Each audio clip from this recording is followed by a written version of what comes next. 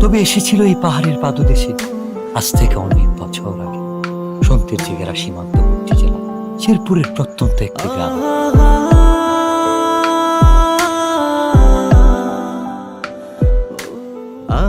কে এই অতিথি, কে এই কিশোরী, কে এই মায়াবিনী?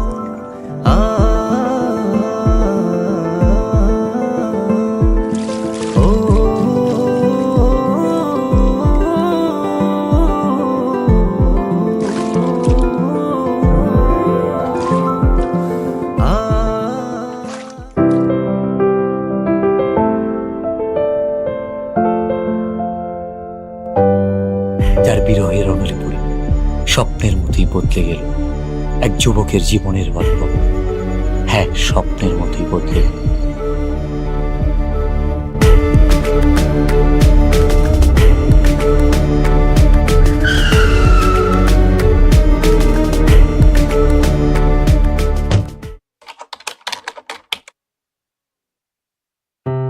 খেলাধুলা আর ঘোরাফেরাতে বিভোর হয়ে থাকা ছেলেটার জীবনেও এসেছিল প্রেম।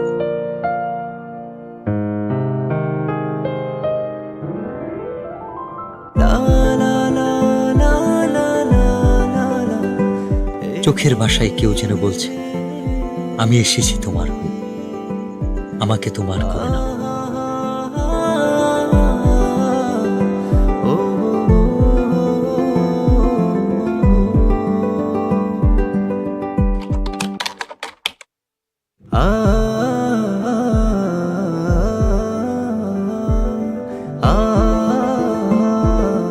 যার সন্ধানে দিন থেকে রাত, সকাল থেকে সন্ধ্যা, কেবল এক পলক দেখার তীব্র ইচ্ছা। সে এক লজ্জা।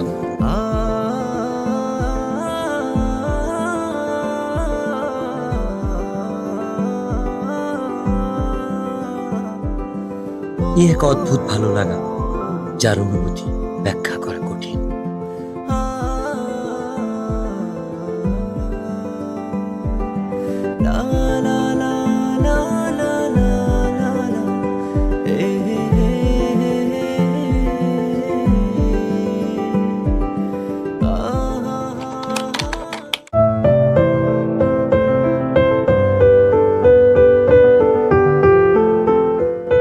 বারবার ফিরে আসি অদ্ভুত একটা টান।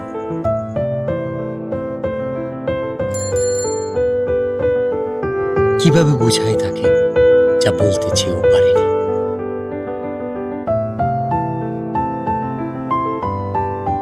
আপু, ওই ছেলেটা কে? ও ও তো আমাদের এলাকার বিল্লাল ভাই। উনি কি প্রতিদিনই এদিকে আসে?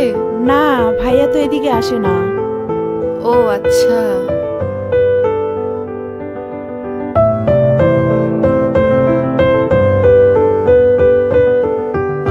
অপেক্ষার প্রহর যেন কাটছেই না। বলতে ইচ্ছে হয়, তবে সুযোগ নেই কাছাকাছি আসা।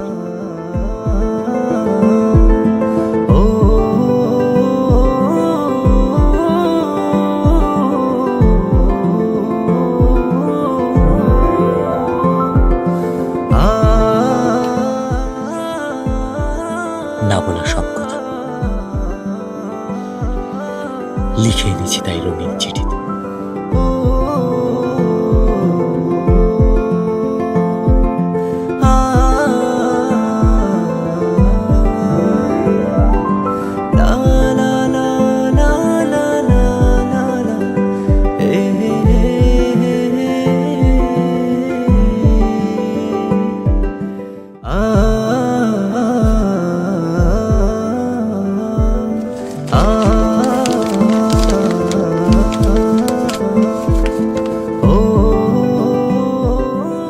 আমার লেখা প্রথম চিঠি, নাম না জানা একজনকে ঘিরে।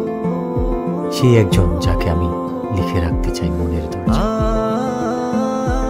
যার ছবি আঁকতে চাই ভালোবাসার রঙিন তুলিতে মনের ক্যানভাস। তুমি সেই রমণী যে আমার ঘুম কেড়ে নিয়েছ। রোদ খরার দেশে চাতক পাখি যেমন মেঘের জলের অপেক্ষা। দিনের পর দিন তোমার জন্য আমার অপেক্ষা ফুরাবে না। আমাকে ভালোবাসা যাবে উত্তরের অপেক্ষা।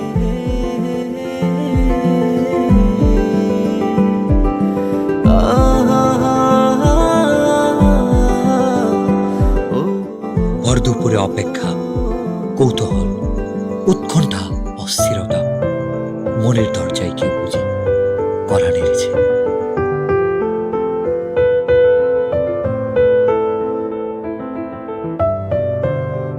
আমাকে ডাকছো কেন?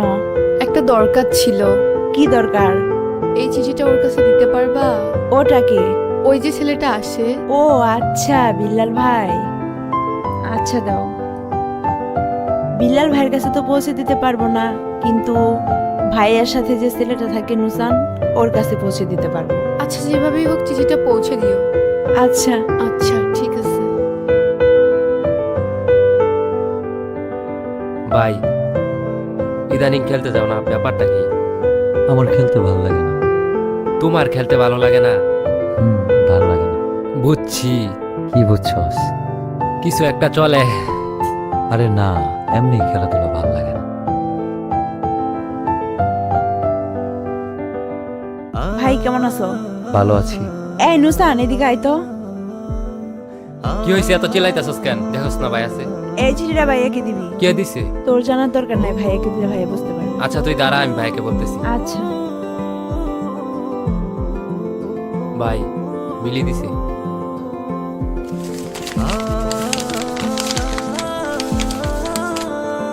আমিও প্রথমবারের মতো চিঠি লিখলাম, যার ভাবনায় শুধু আমিই থাকি, যে আমার জন্য পাখির মতো ছটফট করে, যার কল্পনা এবং বাস্তবে মনের দরজায় আমিই করা নারী। আপনি সেই পুরুষ যার চোখে মুখে শুধু দেখতে পাই আমার জন্য ভালোবাসা। হঠাৎ আমি বুঝতে পারি কেউ আমাকে মন থেকে চায়, খুব করে। আপনার অপেক্ষা ফুরাবে কিনা আমি জানি না, আপনাকে উত্তরটা জানিয়ে দিলাম। একটাই কথা বলবো, ভালোবাসি। মিলিকে গিয়ে বলবি শিমুল বাগানে আজকে 4টার সময় ওকে নিয়ে আসতে, আমার অপেক্ষা কর। ভাই বলছে বিকাল 4টার সময় ওরে নিয়ে শিমুল বাগানে আসতে। ওরে নিয়ে আসবি কিন্তু। আচ্ছা ঠিক আছে, আমি ওকে নিয়ে আসবো। মনে থাকে যেন।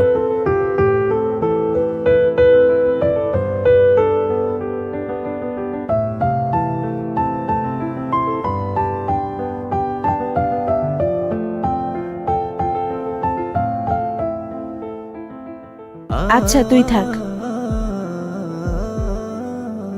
আমাকে ডেকেছো কেন? তোমাকে দেখার জন্য। অনেকক্ষণ ধরেই তো দেখছো, আর কতক্ষণ? দেখতে কি প্রবলেম? শুধু কি দেখবা নাকি আর কিছু বলবা? I love you.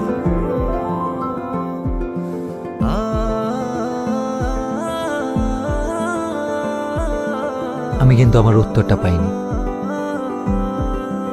এটা আমি আমার কাছে সারা জীবন রেখে দিব।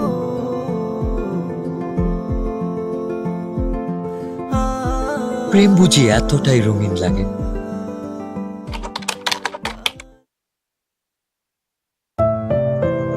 তবে রঙিন দিনগুলো হারিয়ে গেল কুয়াশা ভেজা সকালের ন্যায়।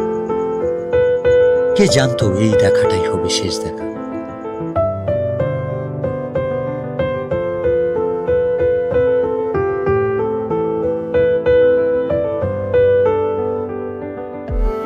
অনেক দিন তো হয়ে গেল, মনে হয়তো চলে যাব। হ্যাঁ, চলে তো যেতেই হবে। আর কি ফিরে আসা যাবে না? এসে কি হবে? আমার জন্য আসবা, পারবা না? আসা যায়, কথা দেওয়া যায়। আর ছুঁয়ে কি কথা দিতে হবে? ছুঁয়ে দেখার ইচ্ছাটা পূরণ হবে, সেটা বিয়ের পর। আমি অপেক্ষায় থাকবো। হঠাৎ কাল বৈশাখী ঝড় এসে এলোমেলো করে দিল সবকিছু।